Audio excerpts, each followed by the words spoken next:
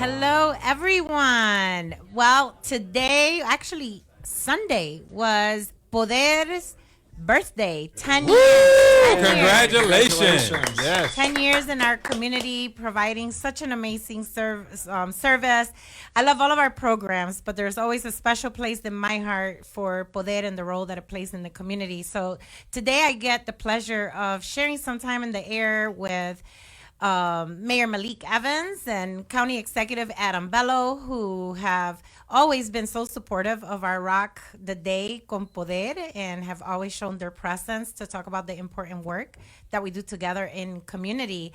So how are you guys today? We're doing well. Hey, we got a little bit of snow, but we're pressing through. Yeah, a little bit of snow. That was quite a bit. I thought when I woke up. It was a little bit to wake up to this morning, wasn't it? Yeah, it was really slippery. I hear the city is hiring some plow workers. Oh yeah. You know, we have we always have openings for what we call our plow workers, but it's a challenge, you know, to hire folks. But we have openings. So if you are interested in pushing a plow, give us a call. Yeah. Hey, I have fond memories. My stepfather did plowing for the state his entire career and retired. So it's a good gig. I think it's one of the coolest jobs. I think it's one of the coolest jobs around. You know, I always joked around. I would love to learn how to operate a plow because I just think it's good. And I'm sure the county has jobs too. So, yeah, we do.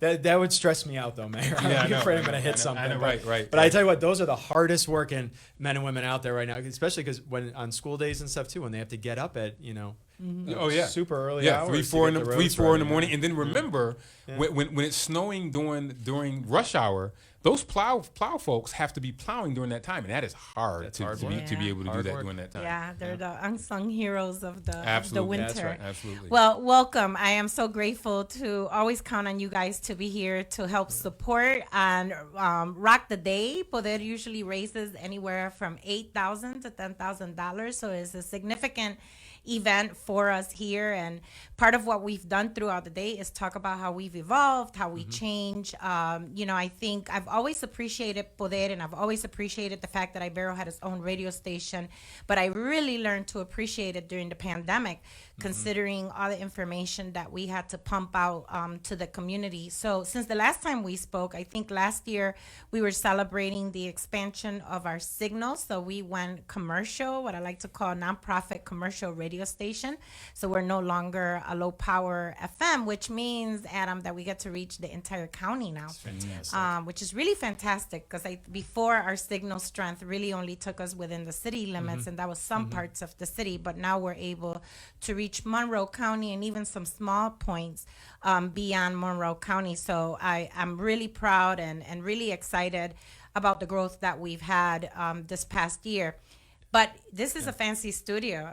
Don't you love this studio? It's really nice in here. Yeah, it's really nice. I remember coming in here a little while ago, and I was amazed. I mean, this is professional. This is not your closet at home. This is an amazing studio. Yes, it is not our closet at home. Yeah, the technology is amazing, and I mean, literally state of the art. And it's great for the community. And the fact that you have upgraded the frequency, which I know we talked about last time, having that now allows you really to be able to communicate with the broader audience, which I think is great. And you mentioned that from several years ago, because one of the things that we have learned over the last few years, and especially you take it back to the pandemic, but not even just the pandemic. So during the pandemic, where communication was so critically important, but now even over the last year, we were just chatting about how there's just so many changes going on, in the government, from like if you receive SNAP benefits, or if you're looking for housing, or if you're looking for some kind of support from your government, or even like today. So we have it's snowing. We're going to have snow emergencies. We're going to have weather emergencies coming. Every opportunity or vehicle that we have to communicate with more people is critical, and Poder fits that need. And so to be able to get outside of the city of Rochester and cover the whole county is just incredible, and gives us all just one more vehicle to reach people and give people information they need. Yeah, really, really important. I reflect back on this year. There's so many things that you know, we have done great things together. I mean, we've worked together on language access, expanding those that access to everyone in the community. I know both the city and the county have done an amazing job at keeping their commitment to that. And this is a time, right, where weather alerts and language access, so many things are under threat that are so important to the people that we serve every day. So I'm really, really blessed to say that Ibero has its own radio station, so that regardless of what's happening in the world around us, we continue to be mission focused and really that work together. We did something really exciting together. It was our partnership between the county, the city, Ibero and Poder at the International Plaza. So that was really, really exciting. Thank you, Adam. We were able to lock in funding for the festival and the arts grant that you have put out. And, you know, we have such a beautiful partnership with the Plaza, and to bring, I think, Poder into that environment and really begin to anchor the community. It's been fun. We also have an anchoring grant from ESL Foundation that really focuses on reviving the neighborhood and kind of bringing all those assets together to do this amazing work. So that was just one of the many fun things that we got to do in partnership and in collaboration this year. But tell me a little bit, when you think about radio, when you think about Poder, when you think about the environment that we're in, from your perspective, I've been asking people, where do you see our role? Where do you see that we can have the biggest impact? I think one of the biggest impacts is making sure that the story gets told, because we now live at a time where nationally, internationally, sometimes information is slanted and it is not reliable. It is not reliable information. And Poder, because it is affiliated with Ibero, you have trusted messengers in the community that can tell those stories and give out information. And information is power. And it's powerful in a negative way or in a good way. Misinformation is just as powerful as good information.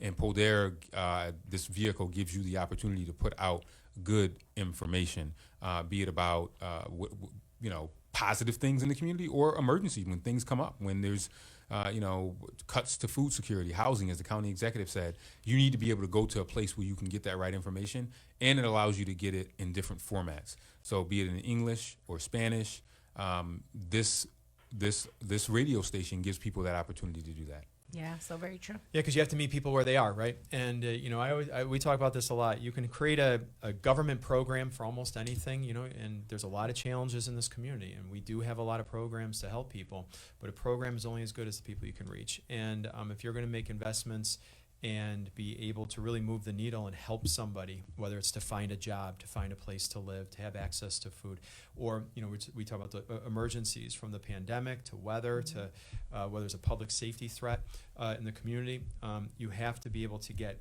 good, accurate information to people and give them news that they can use. Social media, I know a lot of people go to social media for information, but I think we need more trusted sources like Ibero through Poder to give people information that they can actually use to impact their life and their community for the better. Yeah, and I mean, you guys are just such great partners. I started my own podcast. It's called Café Colao, and really was driven out of the desire to want to talk about some of these complex issues. And part of our thought was, what can we be communicating to community in a way that they can consume it?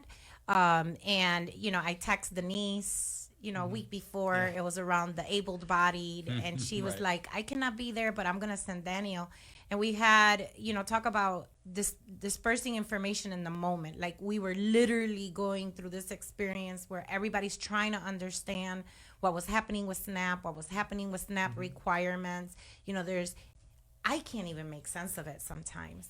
So then I think, how does the community make sense of it? And to be able to access our government partners in such a quick way to get, like you said, trusted, reliable information to people is critical. I'm always so appreciative, and I want to tell you, County Exec, I never take for granted the level of access that you give us to your administration. I mean, I travel around the country and talk to other people, and they can't believe the relationship that we have with our county and our mayor. So it always kind of grounds me to not take those relationships for granted. I mean, the same thing with you, Mayor. You started The Rock resiliency table Right. as a response to what was happening in our community, not just with ICE, but you've been sued several times. You've sued other people several times. And it was a rapid response to what are we going to do to ensure, right, that our community can sustain some of the changes. So I appreciate and love that response, that we can then take that information and empowers me to come to the radio and to my other programs and share very critical information that comes right from the leaders. I don't have to wonder what Adam and excuse me, county executive Adam, that's how friendly we are, and Mayor Malik Evans. I don't have to wonder what they're thinking, because I'm able to just say, hey, why are you thinking? What are we doing? So tell us a little bit about Stand Rock Solid. Yeah, Stand Rock Solid. I have it on on here, and that comes out of our Rock Resilience Roundtable, which Ibero is a part of. The county's a part of it. Assistant County Executive Plazinski attends those meetings. It's basically saying that in Rochester, we're going to stand rock solid for those that are less vulnerable. We're going to stand rock solid for economic opportunity, and we're going to stand rock solid against distortion, distraction, and disruption. Right, and how we do that is our superpower is our collaborative approach. And we've shown that works, right? I mean, be it from us, they said, okay, you're going to sue us. All right, we got local organizations that are going to be plaintiffs in some of these suits. And we're going to come together to push back on things that we think are unlawful, unjust, and just plain wrong.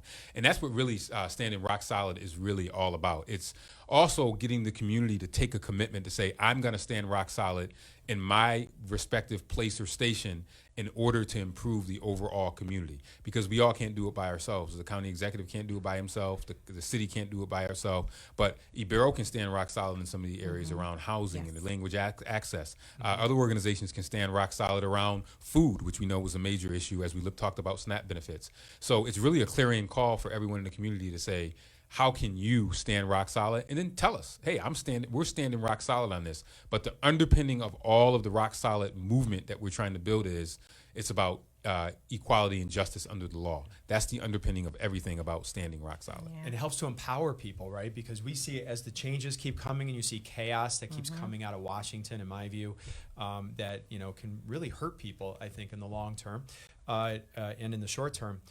People always say, what can I do? How can I help? What can I do to help my family? What can I do to help my community? This is empowering people to say, this is what you can do to make sure that we don't have chaos here at home, but we can actually stand together, stand strong, and support one another. And that's what Ibero does, right? Yeah. It's you are helping the community, and that's why we partner so many different ways, because I can't reach the community in the way you can. We need strong partnerships to be able to push back. So when there are changes made to a program like for food security, we can reach out to you with good information, because the information changes all the time, right? Even if you're looking at what happened with SNAP benefits just a short while ago, first we had them, then we didn't have them, then we had them, then it was pushed back, and it's like, what is happening with SNAP benefits? The ability to have this conversation in real time and get out real good information to people is critical. And then also then to be able to say, okay, how do we contribute them to our neighbors and our family who do face food insecurity? So how can we collect food? How can we start to manage donations to each other and being able to open more food cupboards and pantries and provide that assistance? That's why these relationships I think are so important. Yeah, and I mean, talk about collaborative results. I feel like that's been the beginning of you both. In your tenure here, Basically spending the day together today. So It's our superpower. Every day, It's our our superpower. Yeah. And not just bringing government together, but bringing the rest of us right. that do critical work in this community along with you. I think, I saw it with when the buses kind of began to arrive with migrants from New York City. That's right. We were an example incredible for the state for the and state, for the country. and how you do it. And how we did it. And it was very amazing to talk about the level of collaboration that we have. We also saw that during the pandemic. I mean, some of the work that we did as a community and to ensure that the information was getting out there. So just over and over again, and then here we are again, right, with the next. I always say, at Ibero, we have this identity statement, and we added one identity statement because eventually we had to kind of like surrender to this idea that part of our identity was to respond to crisis in community. that we couldn't any longer say that's just something that we do when we're in crisis, but recognizing that the environment in which we function as nonprofits is changing so rapidly that rapid crisis response and crisis management was actually a skill, a structure that we needed to develop, because we've had to, I mean, we don't get a break. No, we it's haven't. just one thing after another. It does seem like that. It seems like that, and always staying ready, being ready and staying ready. Yeah, it's resiliency, right? Yep. It's Resilience. making the investments in all of our organizations so that, because we saw what happened, right, when the pandemic started, right? That was a little chaotic at the beginning, and but we saw, if we build these structures and you build these relationships and you have, if you have this all down, there's nothing we can't tackle together, right? There's no challenge that's going to come here that we're gonna fail to respond to. It is. So 10 years, running a radio station is not, for the faint of heart, as Johnny and Victor can attest to. It also requires a lot of investment. So one of the things that my team and I have been committed to is making sure, like you said, that if we're running a radio station, we're running a radio station, right? We're not operating out of a closet. We've been very blessed to have several grants throughout the way. But fundraising is also a big part of what Poder needs to be able to be here 10 years from now. And this is such a critical asset to the community that the thought of the sustainability of Poder even being threatened to me is something that, as long as I'm in this seat, I would never allow to happen, because the minute we lose our voice, and I mean, even radio is being threatened, right? Like there's so much that's being threatened across the country. So one of the things that I appreciate from the both of you guys is that you truly accept the role that we play in the community. I have to tell you, I went to a conference with 300 CEOs from different Latino-led organizations, and I watched a handful of them in tears because they were changing their name. They were changing their mission. They were stopping programs that they had ran for years. And one of the things that I appreciated in that conference is I heard these partners from smaller towns like Tennessee, Ohio, they had no choice, right?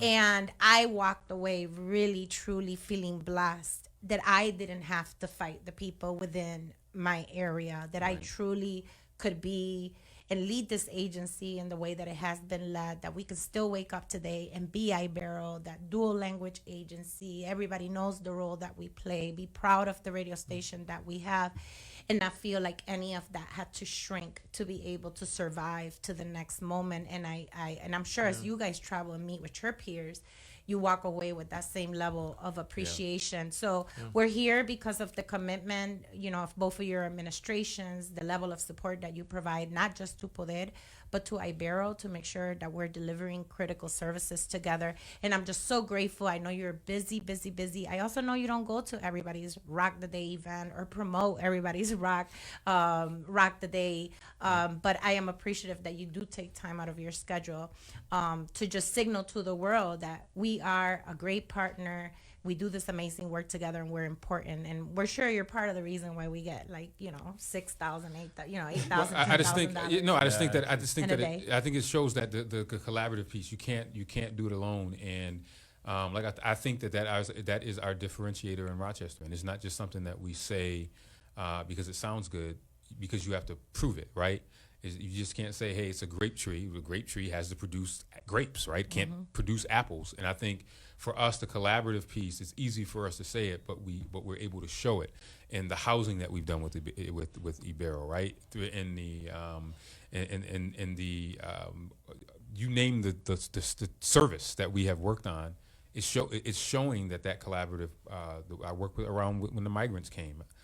In the county, and how Ibero, the county, and the city all came together and worked to solve that crisis, and now stuff that we're dealing with at the federal level. We are showing that when county, city, state, community-based organizations like Ibero work together, there's nothing that we can't accomplish, and we're grateful for you as a partner. Thank you. We're grateful for you as a partner. So, any closing words? I know you guys are busy, and we're running around in the airport and.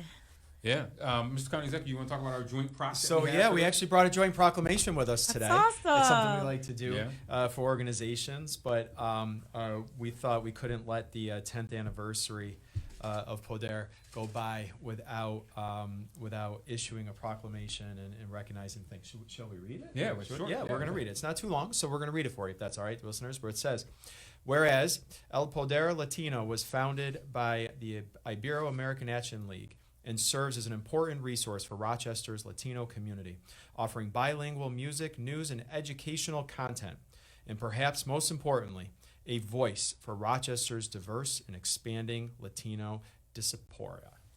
And whereas El Poder Latino went on air 10 years ago on November 30th, 2015, and quickly established itself as a trusted source of information and entertainment, it helped local businesses succeed and strengthen connections through the genuine and engaging content on their airwaves across greater Rochester area. And whereas through its broadcasting, Poder Latino encourages everyone from the adventurous to the curious and the young to the old to explore the diverse music, captivating traditions, and tasty flavors of Latino culture. I love that. Yeah. And whereas El Poder Latino, translated as Latino Power, promotes civic and cultural diversity, offers new perspectives, and encourages our community to connect and embrace our differences for the benefit of all. Now, therefore, we, Malik D. Evans, Mayor of the City of Rochester, New York, and Adam J. Bello, Monroe County Executive, do hereby proclaim El 2 de Diciembre to be a day to celebrate the 10th anniversary of El Poder Latino in the City of Rochester and Monroe County, and urge all its citizens to stand united in our efforts to reinforce civic and cultural diversity by listening, engaging, and connecting with people, places, and events that unify us as neighbors in this great region. Epa! Congratulations. Oh, that is so beautiful. I don't know who picked the words, but that was we always awesome. like to have good words that really exemplify. But I remember, this is how you know you're getting old. I remember when this radio station went on the air in 2015. Yes. Like Adam was just saying to me, he goes, How's that 10 he goes, how's that 10 years? Yeah. Like, I feel 10 like it's been around years. forever. Yeah. So, 10 really. years. I mean, I always want to say that Ibero's leadership throughout the years, they've just been amazing. I mean, this radio station is here because Hilda Rosario Etcher and people like Gladys Pedraza Burgos and people like Bejong and Julio Sainz really had a vision and they pursued it. And it's such an honor for me to then take that and usher it and put my little twist in it. But I'm always amazed, even back to our founders at this amazing institution that they have created that has been able to withstand so much and lead so many different things and still be here today, and be the same. I mean, talk about withstanding time, serving the people that we want to serve, and staying true to our mission through the decades. So that was beautiful. I'm gonna share that with the team. They can hang it up in the studio. They're really the unsung heroes here. I mean, Johnny, Victor, June. Did you know that most of our DJs are non-paid? We That's have over right. I 12 know. volunteer DJs. Yep. I mean, it truly runs on love. So they are the ones that really make the magic happen, and I just get to ride along their coattails. So thank you so much for that. Here's to beautiful another 10 years. proclamation. Yeah. Thank you. Yeah.